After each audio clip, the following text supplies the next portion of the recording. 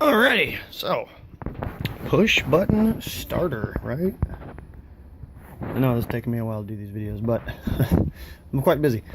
But what you will need one latching button, one non-latching button, two relays, some wire, fuses, you know.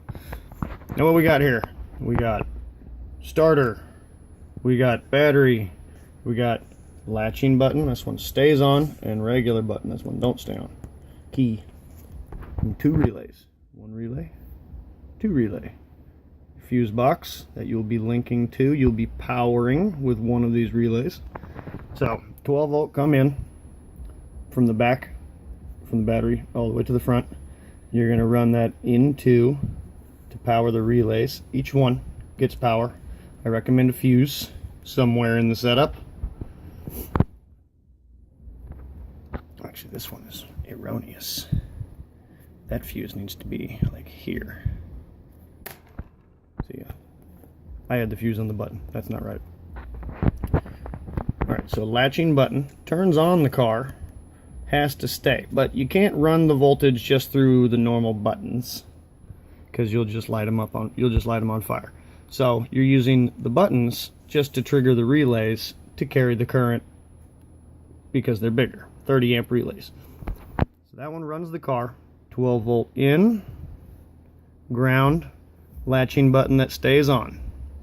So when you hit the button, it's hooked up to the fuse box, so it supplies the fuse box with power. That turns the car on, power wise. To start it, you have to have the second one also hooked to power, the same power. I ran into this problem where I had this relay turning on the fuse box, and then I had my starter relay hooked up that way, and there was too much going on for it to start the car. So I had to move it from the fuse box just straight to the 12 volt on a fuse. So you can crank it with the car off, but it won't start. I'm going to fix that, but it wouldn't start the other way. So this one, same as the other one, wired up 12 volt ground, wired to a button, except this button doesn't stay down. So you push it, you let go, and it turns off. And you just run the output of that to your starter crank. Fairly simple, fairly simple. Yeah, 12 volt in, bridge to the two relays, one there. Two buttons. Just as a switch, just to trigger the relays. You can even, what I always do is I always play with the relays and try to get them to where I can trigger them just using the wires and stuff, and then put it in the car and then make it work. It's all finagling. Just remember, the relays are just big switches without a switch. You just got to put the button on them. Just a big switch. That's all you need. Latching button, non-latching button, two relays. You can make it happen. There is a few more things to make it safe, but you can make it happen with just that.